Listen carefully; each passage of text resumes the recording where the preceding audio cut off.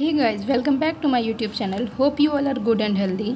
इस वीडियो में आपके साथ शेयर करने वाली हूँ साइंस का लेसन प्लान। तो आइए देखते हैं साइंस का लेसन प्लान कैसे बनेगा। So guys, let's get started. सर्वप्रथम हम दैनिक पाठ योजना में पाठ योजना संख्या डालेंगे, फिर दिनांक, विषय, उपविषय, प्रकरण, विद्यालय, कक्षा, वर्ग, कालांश, समयावधि। देन हम स्टार्ट करेंगे पाठ योजना संख्या से। फिर प्रकरण डालेंगे, प्रकरण है हमारा श्वसन। फिर सामान्य उद्देश्य में लिखेंगे छात्रों में विज्ञान के विषय के प्रति रुचि उत्पन्न करना, छात्रों को दैनिक जीवन में विज्ञान के महत्व को बताना, छात्रों में वैज्ञानिक दृष्टिकोण का विकास करना, छात्रों को वैज्ञानिक प्रशिक्षण प्रदान करना, छात्रों में तर्क शक्ति का विकास करना, छात्रों को जंतु विज्ञान की उपयोगिता को बताना। ये थे हमारे सामान्य उद्देश्य। अब आते हैं विशिष्ट उद्देश्य में। छात्र श्वसन के बारे में जान सकेंगे। सेकंड, छात्र श्वसन के प्रकार के बारे में जान सकेंगे। थर्ड, छात्र श्वसन से संबंधित ज्ञान का प्रयोग कर सकेंगे। फोर्थ, छात्र श्वसन को प्रभाषित कर सकेंगे। फिर आता है शिक्षण सहायक सामग्री कि आपने पढ़ाते समय किस चीज़ का, किस TLM का प्रयोग किया।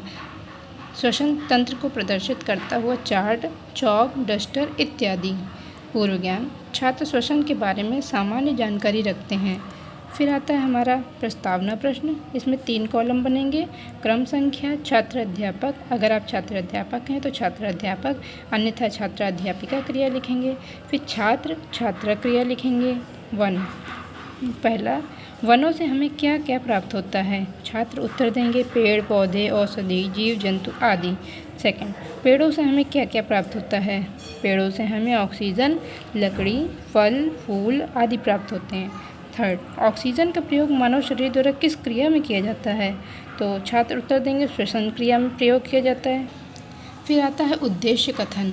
छात्रों, आज मैं आप लोगों को श्वसन के बारे में विस्तार पूर्वक बताऊंगा या बताऊंगी। प्रस्तुतिकरण, शिक्षण बिंदु, छात्र अध्यापक क्रिया या छात्रा अध्यापिका क्रिया, फिर छात्र क्रिया, फिर श्यामपट्ट कार्य।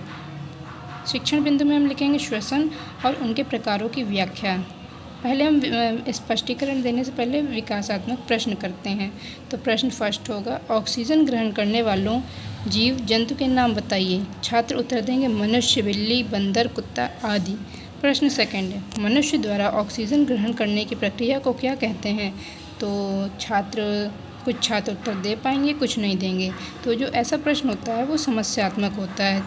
फिर हम स्पष्टीकरण देंगे। श्वसन वह प्रक्रिया है जिसमें भोजन के साथ ऑक्सीजन अंदर ली जाती है और ऊर्जा मुक्त होती है। इस क्रिया के दौरान उत्पन्न हुई CO2 कार्बन डाइऑक्साइड शरीर से बाहर मुक्त होती है। छात्र क्रिया में हम लिखेंगे कि छात्र ध्यानपूर्वक सुन रहे हैं व समझ रहे हैं। फिर हम बोध प्रश्न करेंगे। श्वसन प्रक्रिया में कौन सी गैस शरीर के अंदर ली जाती है। उत्तर मिलेगा ऑक्सीजन ली जाती है। श्वसन प्रक्रिया के दौरान कौन सी गैस बाहर जाती है।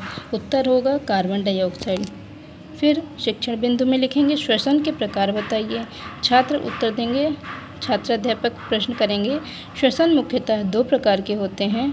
प्रथम, वायवीय श्वसन, वो प्रक्रिया जिसमें ऑक्सीजन की उपस्थिति श्वसन क्रिया होती है और ऊर्जा प्राप्त होती है। अवायवीय श्वसन, वो प्रक्रिया जिसमें ऑक्सीजन की अनुपस्थिति में श्वसन किया जाता है। वायवीय वो होता है जो हम ऑक्सीजन की उपस्थिति में लेते हैं और अवायवीय वो होता है जो हम श्वसन ऑक्सीजन की अनुपस्थिति में लेते हैं। छात्र क्रिया में लिखेंगे कि छात्र ध्यानपूर्वक सुनते हैं।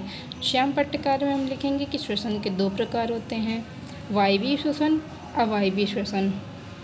फिर आता है श्वसन अंग। इसमें हम पहले विकासात्मक प्रश्न करेंगे।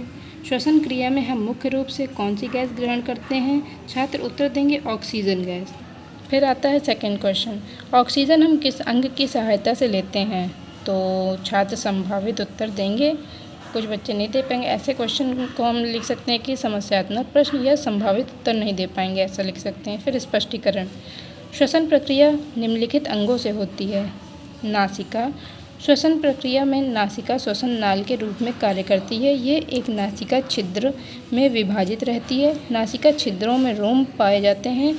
ये धूल और सूक्ष्म जीवों के शरीर में प्रवेश से रोकते हैं। छात्र क्रिया में लिखेंगे कि छात्र ध्यानपूर्वक सुनते हैं। श्यामपट्ट कार्य में हम लिखेंगे श्वसन अंग कौन कौन सा है। 4, नासिका, ग्रसनी, बैरिक्स, फेफड़े। ग्रसनी। यह नास गुहा के ठीक पीछे स्थित होता है। यह नीचे की ओर मुख ग्रसनी से संबंधित रहता है। फिर आता है लैरिक्स। ये श्वसन मार्ग का वो भाग है जो ग्रसनी को ट्रेकिया से जोड़ता है। ये स्वर यंत्र कहलाता है। स्वर यंत्र क्या कहलाता है? लैरिक्स। फिर आता है फेफड़े। वक्ष गुहा में एक जोड़ी फेफड़े होते हैं। इनका रंग लाल होता है। इनका आकार स्पंज के समान थैली जैसा संरचना होती है। इनका आकार हास्यग्रम तथा शीर्ष ग्रीवा तक फैला रहता है। फिर बोध प्रश्न करेंगे। श्वसन अंगों के नाम बताइए। छात्र उत्तर देंगे फेफड़े, ग्रसनी, लैरिक्स, नासिका।